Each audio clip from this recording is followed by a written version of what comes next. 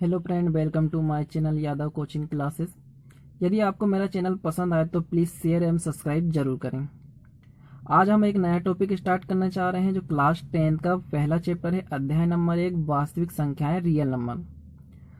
आप वास्तविक संख्याएं के बारे में अधिकांश से ज़्यादा क्लास 9 में भी पढ़ चुके हैं। वहाँ आपने प्राकृत संख्या, पूर्णांक संख्या, परिमेय, अपरिमेय, शांत, अशांत, वास्तविक संख्या सभी के बारे में डिस्कस किए थे, हम पढ़े थे। उसी पर आधारित ये आपका क्लास 10 का पहला चैप्टर वास्तविक संख्या है। फिर भी देखिए, हमने यहाँ 5 परिसंख्याएं लिखे हैं। पहली आपकी है प्राकृत संख्याएं, दूसरी पूर्ण संख्याएं, थर्ड है आपकी परिमेय संख्याएं, फोर्थ आपकी होगी अपरिमेय संख्या, फिफ्थ होगी आपकी वास्तविक संख्याएं। देखिए, प्राकृत संख्याएं होती क्या है। प्राकृत संख्याएं को अंग्रेजी के कैपिटल लेटर एन से प्रदर्शित किया जाता है। इस पे आपका डिजिट स्टार्ट होता है 1 2 3 4। इसके बाद आप आगे संख्याएं लिख सकते हैं। इसी प्रकार देखिए, पूर्णांक संख्याएं। पूर्णांक संख्या क्या होती है। पूर्णांक संख्याओं कैपिटल आई से प्रदर्शित करते हैं, पर इसे स्टार्ट कहाँ से करते हैं हम, 0 से। इसमें +-1 भी होता है, +-2, +-3। इस प्रकार से ये संख्याएं आगे बढ़ाई जाए। प्लस माइनस से मतलब क्लियर होता है कि इसमें हम प्लस की संख्याएं भी लिख सकते हैं और माइनस की संख्याएं भी लिख सकते हैं। थर्ड आपका है परिमेय संख्या, रेशनल नंबर। तो देखिए, रेशनल नंबर को हम कैपिटल क्यू से प्रदर्शित करते हैं। इसे P/Q के रूप में प्रदर्शित करते हैं, जहां Q नॉट इक्वल 0, मतलब Q का मान जो हमेशा 0 नहीं होना चाहिए। और जो Q और जो है P, ये दोनों अवयव किसके हैं आपके, I मतलब आपका क्या है, ये पूर्णांक संख्या। तो देखिए, P/Q की मतलब जो है कि आपका, तो P/Q की मीनिंग ये है कि आपका जो Q का वैल्यू है, Q आपका 0 नहीं होना चाहिए। कैसे, देखिए, यदि आप इसे सपोज बाय 2/3, यदि आप 2/3 लिखेंगे तो ये भी एक क्या है, आपकी परिमेय संख्या है। यदि आप इसे -1/3 लिखेंगे तो ये भी एक परिमेय संख्या है। इसे आप 3/-1 भी लिखेंगे तो ये एक परिमेय संख्या है। पर आप इसे 3/0 नहीं लिख सकते, क्योंकि ये परिमेय संख्या नहीं है। इसी प्रकार 1.3 लिखा है। यदि आपसे पूछा जाए कि 1.3 की एक परिमेय संख्या है, तो आप बोलेंगे ये परिमेय संख्याएं नहीं है। क्यों, हाँ, लेकिन इसे परिमेय संख्या में बदला जा सकता है। कैसे, देखिए, इस फॉर्म में आप चेंज कर सकते हैं, लेकिन ये आपकी परिमेय संख्या नहीं है। यदि हम इसको चेंज करके इस फॉर्म में ला दें और बोले कि हाँ ये एक परिमेय संख्या है, तो आप बोलोगे हाँ ये एक परिमेय संख्या है। क्लियर हुआ कि परिमेय संख्या क्या है। और ये P और Q, जो P और Q के जो अवयव हैं, वो दोनों का क्या होना चाहिए, आपके पूर्णांक होना चाहिए। मतलब यहाँ प्लस भी संख्या लिख सकते हैं, माइनस भी। बस ध्यान रखना है आपको क्या, कि Q की वैल्यू आपकी 0 नहीं होना चाहिए। क्लियर। चलिए देखिए, अगली आपकी है अपरिमेय संख्या। सेम उसका अपोजिट, परिमेय में आप क्या लगा दो, तो अपरिमेय, मतलब इसे हम P/Q के रूप में लिख नहीं सकते। मतलब हम इसे P/Q के रूप में लिखा नहीं जा सकता, वह आपकी अपरिमेय संख्या हो गई। तो देखिए, अपरिमेय संख्याओं को 2 तरीके से दर्शाया जाता है। Q के ऊपर डैश लगा दिया जाता है, या Q के ऊपर बार लगा के इस पर प्रदर्शित किया जा सकता है। ये होती क्या है, जैसे करनी 2, करनी 3, करनी 5, ये क्या है, सभी अपरिमेय संख्या है। क्यों अपरिमेय संख्या है, क्योंकि करनी 2 एक अभाज्य संख्या है, करनी 3 भी एक अभाज्य संख्या है। लेकिन कंडीशन देखिए, यदि आप करनी 2 का भाग विधि से आप क्या निकालोगे, इसका मान निकालोगे, तो इसका मान क्या आएगा, 1.414। ये आते जाएगा। यदि जिसका मान बार बार आते जाए, जिसका मान बार बार आता जाए, तो वह एक क्या है, अपरिमेय संख्या। और आपको पता है करनी 2, करनी 3, ये आपकी होगी करनी 5, ये सभी का आप इसके रूट में नहीं बदल सकते, इसलिए ये क्या सब है, अपरिमेय संख्या। इन सभी की वैल्यू आप निकालोगे भाग विधि से, तो आपके मान आएंगे, लेकिन ये आते जाएंगे, बार बार आते जाएंगे। तो इस प्रकार हम इसे अपरिमेय संख्या कहेंगे। क्लियर। जैसे आपका 2, 3, 5, ये हो गया आपका 7। ये क्या है, पूरी अभाज्य संख्या है। क्यों अभाज्य संख्या है, अभाज्य संख्या को आपको पता है कि ऐसी संख्याएं जो केवल स्वयं के टेबल से और एक के टेबल से पूरा पूरा भाग जाए, लेकिन किसी दूसरे के पहाड़े में ये टेबल में ना आए, तो वह क्या होती हैं? आपकी सभी अभाज्य संख्या। ये सभी अभाज्य संख्याएं आपकी क्या हो जाएंगी? अपरिमेय संख्याएं। क्लियर? परिमेय अपरिमेय क्लियर होगी। चलिए अगली है वास्तविक संख्याएं, रियल नंबर। तो देखिए रियल नंबर क्या होता है? अब रियल नंबर जो है आपका जो परिमेय संख्या है और अपरिमेय दोनों संख्याओं का संयोग के द्वारा बनाई गई संख्याएं आपकी क्या होती है? वास्तविक संख्या। मतलब इसमें परिमेय संख्या भी होगी, अपरिमेय संख्या भी होंगी, दोनों संख्याएं आपकी हो, उसे हम क्या कहते हैं? वास्तविक संख्याएं। चलिए इसे हम लाइनिंग द्वारा समझते हैं। पहले देखिए मैंने यहाँ एक लाइन लिया हूँ, उसमें आपका डिजिट लिखा है, ये आपका 0 है। 0 के उस पार आपकी क्या होगा जाएगी? प्लस वाली संख्याएं लिख सकते हैं, और 0 के इस साइड आप लेफ्ट में क्या लिख सकते हो? माइनस वाली संख्याएं। अब आपको पता है कि ये 0 और 1, यहाँ का 0 और 1 इनके बीच में कितने भाग होते हैं? आपके 10। क्लियर? 10 भाग होते हैं, मतलब बहुत ही छोटे छोटे आपके कितने? 10 भाग होते हैं। इन 10 भागों के अंदर बहुत सारी संख्याएं पड़ सकती हैं, जैसे परिमेय भी हो सकती हैं, अपरिमेय भी हो सकती हैं, कुछ बटे के रूप में हो सकती हैं, कुछ करनी के रूप में हो सकती हैं। इस प्रकार इनके बीच में आपकी बहुत संख्याएं हो सकती हैं, तो हम इसे क्लियर नहीं कर सकते। आपने 9th क्लास में रेशनल नंबर निकालना सीखे हैं, परिमेय संख्या निकालना सीखे हैं, उसी पर आधारित होता है ये। तो इन्हें हम कैपिटल R से प्रतिस्थापित करते हैं। ये जो 0 है ये आपका मूल बिंदु, मतलब आपके राइट पे चलोगे आप तो प्लस वाली, ये चलोगे तो माइनस वाली। इस प्रकार यहाँ मतलब आप कह सकते हो कि यहाँ आपकी परिमेय और अपरिमेय दोनों संख्याएं हैं। क्लियर? तो ये 5 संख्याएं के बारे में हमने यहाँ डिस्कस कर लिए। क्लियर? ये पांचों संख्याएं जो है बहुत ही इंपॉर्टेंट है। आपके अभी जो फर्स्ट चैप्टर स्टार्ट होगा, एक्सरसाइज स्टार्ट होगी, तो आपके ये बहुत ही यूजली होगी। क्लियर? चलिए हम अध्याय पे आते हैं। तो देखिए इस अध्याय में कुछ प्रमेय हैं, पहले हम उन प्रमेय के बारे में डिस्कस कर लेते हैं। देखिए तो मैंने यहाँ पर 4 प्रमेय लिखा हूँ, एग्जाम की दृष्टि से बहुत ही इंपॉर्टेंट है ये। देखिए पहला है प्रमेयिका। प्रमेयिका होता क्या है? तो एक सिद्ध किया हुआ कथन होता है, मतलब प्रमेयिका एक सिद्ध किया हुआ कथन होता है और इसे एक अन्य कथन को सिद्ध करने में प्रयोग किया जाता है। मतलब ये एक सिद्ध हुआ है कथन है और इसका प्रयोग जो है अन्य किसी कथन को सिद्ध करने के लिए किया जाता है। दूसरा है एल्गोरिथम।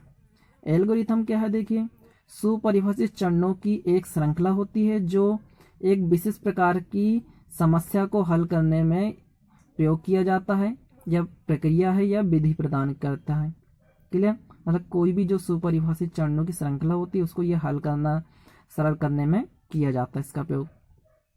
ये बहुत ही इंपॉर्टेंट अगला आ रहा है जो यूक्लिड विभाजन प्रमेयिका। 2 धनात्मक पूर्णांक a और b दिए रहने पर ऐसा अद्वितीय पूर्ण संख्या q और r विद्यमान है कि a बराबर bq प्लस r, मतलब 0 लेस देन बराबर r लेस देन b है। मतलब जो r का मान है वो 0 से छोटा है, बराबर होना चाहिए, और b का मान से छोटा। क्लियर? अगला है आपका अंकगणित की आधारभूत प्रमेयिका।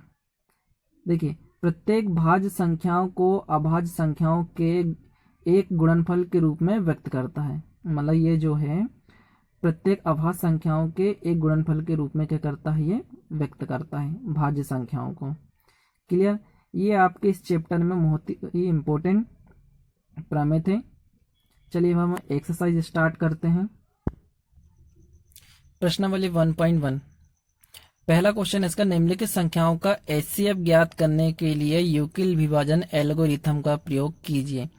इसमें देखिए आपके 3 क्वेश्चन हैं। ठीक? क्लियर? हम इसका पहला क्वेश्चन सोल्व करते हैं। देखिए करना क्या है, आपको पहले इस क्वेश्चन में देख लेना है कि इन दोनों में से 135 और 225 दोनों में से बड़ा कौन है। तो आपने यहां लिख दिए 225 बड़ा है 135। तो आपको करना क्या है, तो आपको यहां लिख देना, आपको 225 बराबर 135 35। अब आपको 225 में 135 का भाग देना है और आपको जितना यहाँ आएगा आपको इस पर लिखना है। देखिए किस प्रकार करना है इसको। तो देखिए करना क्या है, 225 में हम 135 का भाग देंगे तो हमको 135 का टेबल 1 तो नहीं, तो क्या करेंगे हम 2 का टेबल ऐसा पढ़ना है कि हमें 1 का टेबल हमें ऐसा पढ़ना है कि 2 के लिए भी ले जाए, लेकिन इससे कम होना चाहिए। तो 2 टाइम पढ़ेंगे तो सेम भी आ जाएगा, इसलिए 1 टाइम पढ़ लें इसका। या गया 135 माइनस कर दें 0, इस पे आप कैरी ले लें तो ये जाएगा 12। 12 में से आपका 3 जाएगा तो आपके बच जाएगा 9। यहाँ हो गया आपका 1, 1 से 1 गया तो आपका ये हो गया कैंसिल। तो देखिए आपका जो यहाँ आया है इसको आपको यहाँ इंटू करके लिखना है और जो आपका शेषफल बचेगा उसको आपको प्लस करके लिखना है। क्लियर? जो आपका भागफल आएगा उसको आपको इंटू करना, जो शेषफल आएगा उसको आपको प्लस करना है। अब देखिए यहाँ 0 आया क्या? नहीं आया, तो हम इस पे अगला स्टेप करेंगे। तो क्या करेंगे 135 और क्या लेंगे हम 90। तो किस प्रकार से देखिए 135 बराबर 90, मतलब हम 135 में आप किसका भाग देंगे 90 का। देखिए 2 बार पढ़ेंगे 90, 90 दूनी कितना हो जाएगा आपका 180। तो इसको भी 1 टाइम ले लें 5। अब 13 में 9 जाएगा तो आपका कितना बचेगा ये 4। अब देखिए क्या करना है आपको, जो भागफल आया उसको इंटू कर दीजिए और जो शेषफल आया उसको प्लस कर दीजिए। अब यहाँ 0 आया क्या? नहीं आया, तो अगला स्टेप क्या करेंगे हम 90 और 45 पे लगाएंगे। यहाँ 90 और 45 इसी प्रकार भाग देंगे इसका हम। यहाँ हमको पता है 2 टाइम में पूरा 90 आ जाएगा। ये माइनस कर दिया कैंसिल, मतलब यहाँ हमारा क्या आ गया, अब यहाँ 0 आ गया, तो अब हम इससे आगे निकालेंगे नहीं। तो देखिए यहाँ जो आया इसको हम लिख देंगे मल्टीप्लाई में 2 प्लस में 0। अब हमको आगे हल करने ही नहीं है, तो हम अब इस पे क्या लिखेंगे, देखिए यहाँ आंसर में हमारा आ जाएगा अतः शेषफल 0 आया है तो नया भाजक HCF 225 135 बराबर लास्ट टाइम किससे भाग गया है 45 से है। ये आपका आंसर आ गया। क्लियर? चलिए अब हम सेकंड क्वेश्चन सोल्व करते हैं इसका। तो देखिए हमारा अगला क्वेश्चन इन दोनों में देखिए आपका कौन बड़ा है, तो आपका 38,220 बड़ा है 196 में। तो अब आपको क्या करना है, पहले ये लिख देना है बराबर लगा के, इसको ये इस प्रकार लिख देना है। ठीक, अब आप क्या करोगे कि आपको क्या करना है, अब यहाँ 38,220 में 196 का क्या करना है, भाग देना है। जब आप भाग दोगे तो ये आपका 195 बार चला जाएगा, पूरा पूरा 195 बार, और आपका शेषफल क्या हो जाएगा 0। ये एक ही स्टेप में सिंपल हो जाएगा। तो आप आंसर यहाँ क्या लिखोगे इसका, अतः शेषफल 0 आया है तो नया भाजक HCF 38,220 196 बराबर, अब लास्ट टाइम किससे भाग गया ये, तो 196, तो आपका आंसर आ जाएगा 196। ये आपका इस टाइप से ये क्वेश्चन सोल्व हो जाएगा। अब हमारा थर्ड क्वेश्चन है 867 बराबर बड़ा है 255। तो अब क्या करना है आपको, ये डिजिट लिख देना है, आपको इक्वल लगाना है, ये भी डिजिट लिख देना है। अब आपको यहाँ क्या करना है, इन दोनों का डिवाइड करना है। तो देखिए डिवाइड कैसे, भाग किस टाइप से दोगे। अब आपको करना है डिवाइड करेंगे, देखिए 2 का टेबल ऐसा पढ़िए कि 8 के लेवल ना आए, तो आपको पता है 2 का टेबल 4 टाइम पढ़ेंगे तो 8 आ जाएगा, इसलिए 3 टाइम। तो हम क्या करेंगे, 255 में 3 से मल्टीप्लाई कर देंगे तो आपका आ जाएगा, 3 टाइम डिवाइड करोगे तो आपका जाएगा 765। अब माइनस कर लो इनको, 7 5 गए 2 0, ये आपका 1। तो आपको ये क्या करना है, इसको इनटू में लिखना है, इसको प्लस में। अब 0 आया क्या, नहीं आया, तब किन दोनों में लगेगा आपका अगला चरण, ये दोनों में, 255 102, क्लियर।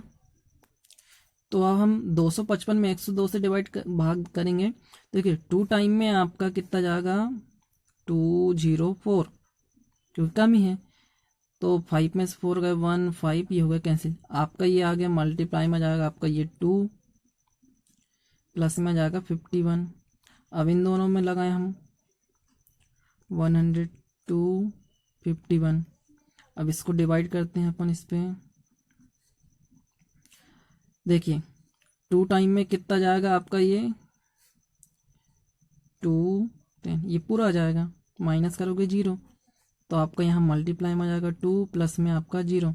तो लास्ट टाइम किससे, देखिए 0 आ गया, और लास्ट टाइम डिवाइड किससे, 51 से, तो हमारा आंसर आ जाएगा यहाँ, अतः नया भाजक, अतः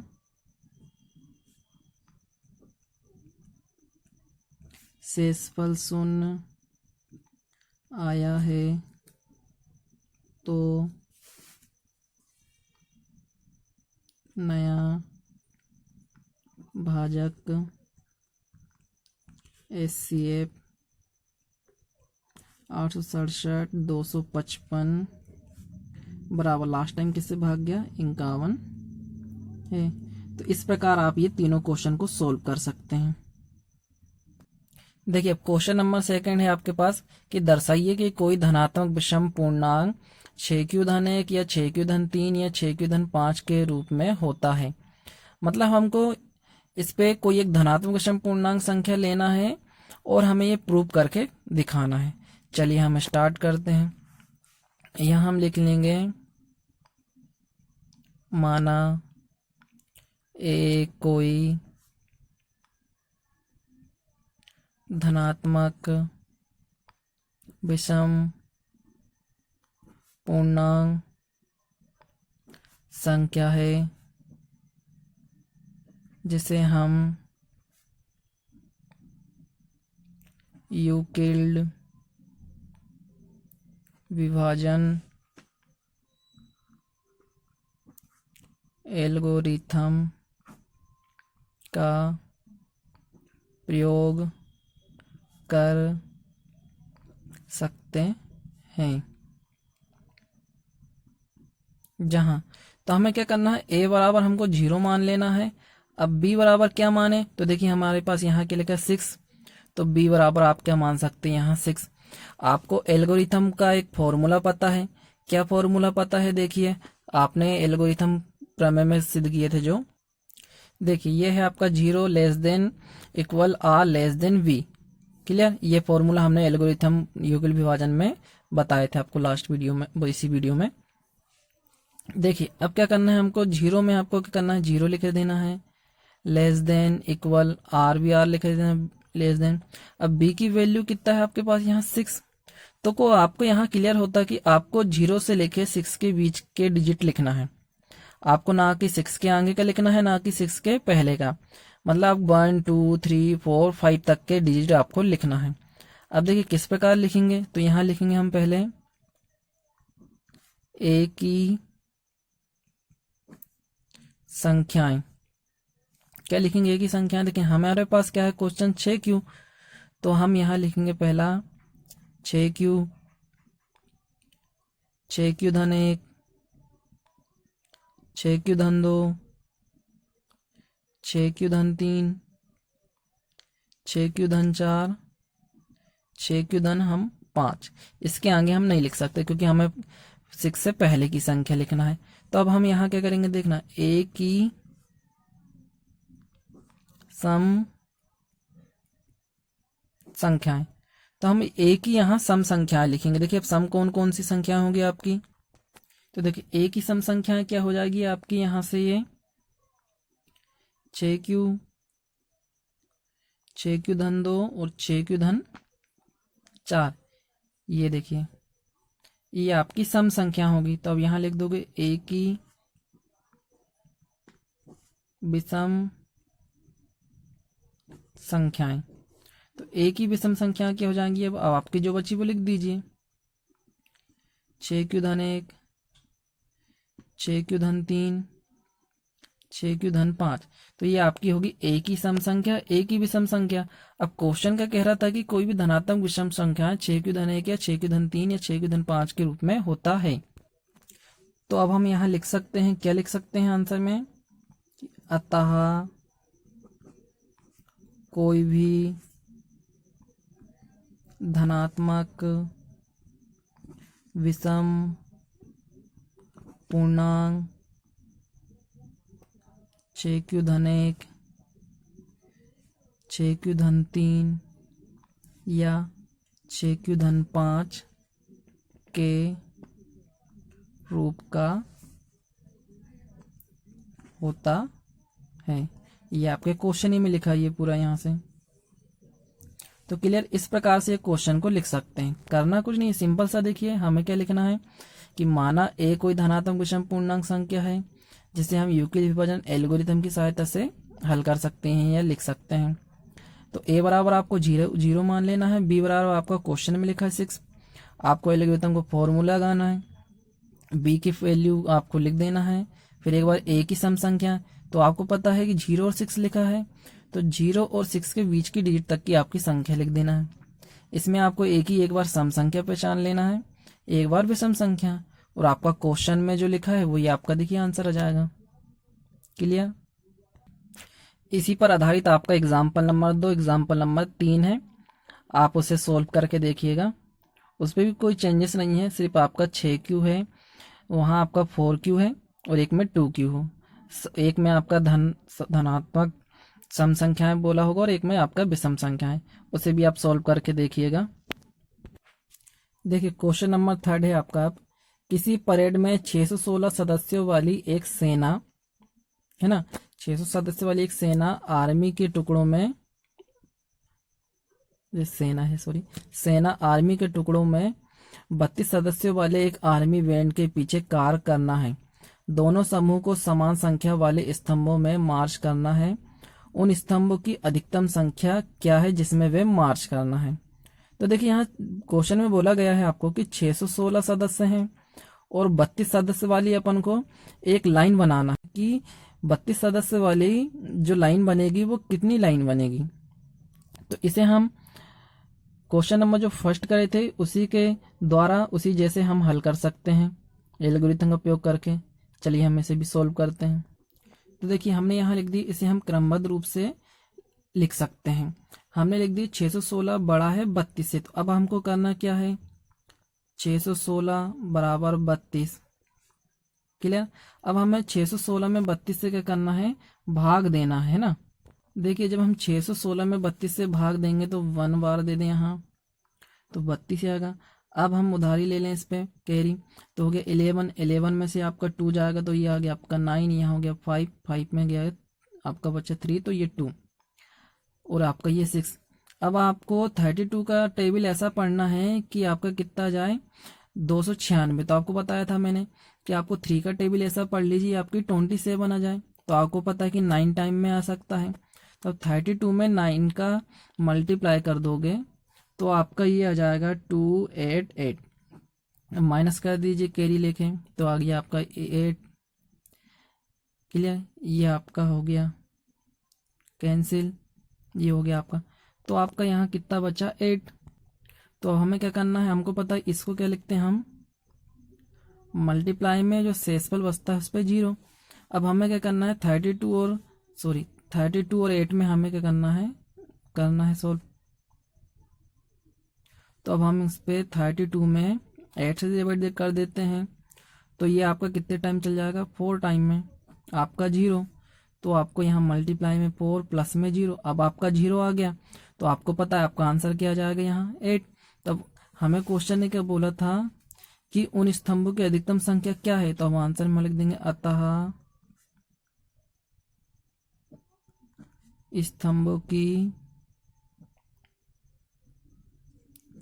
अधिकतम संख्या 8 है। ये आपका क्वेश्चन सोल्व हो गया।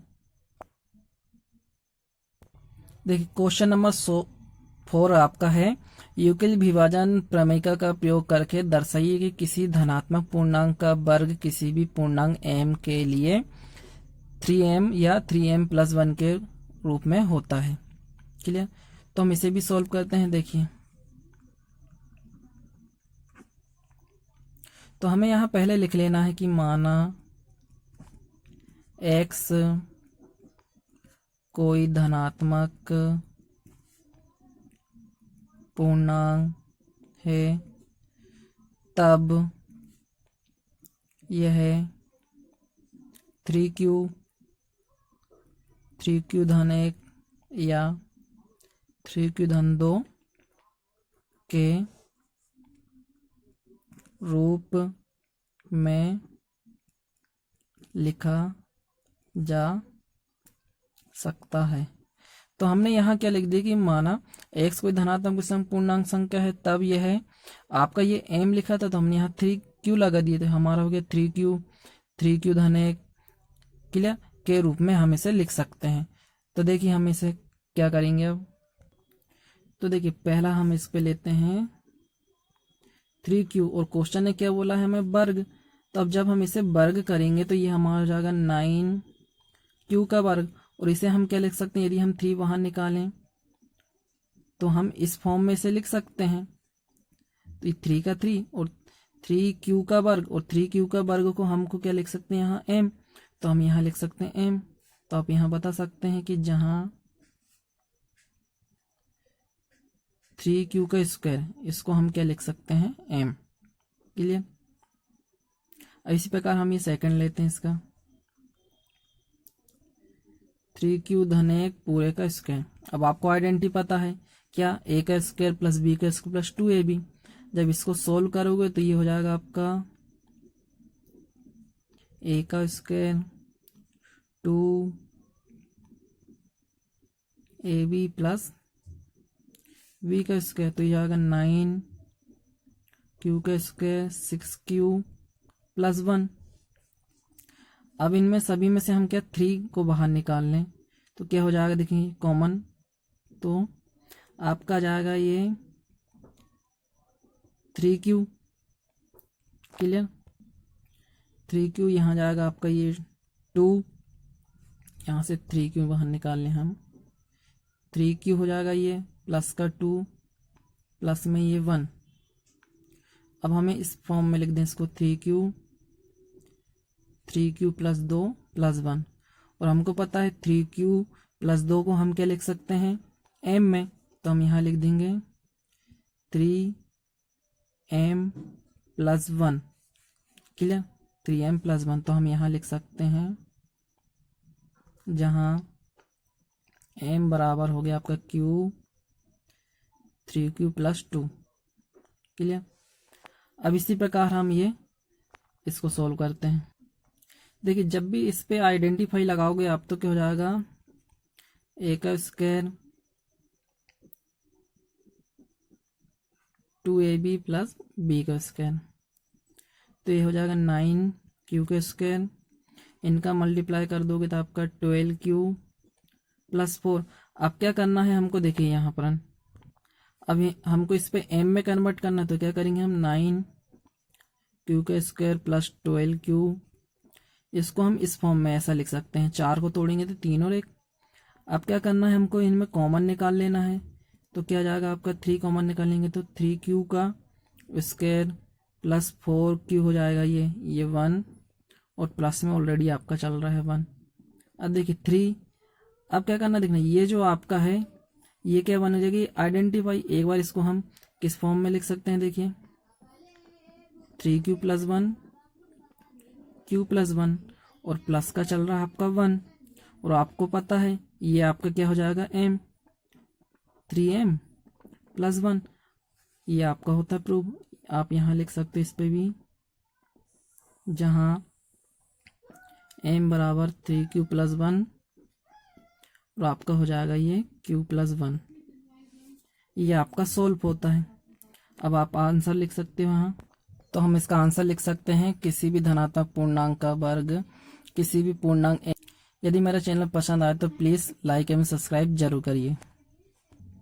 यदि आपको मेरे और वीडियो देखना है तो आप नोटिफिकेशन में क्लिक करके मेरे बाकी वीडियो देख सकते हैं।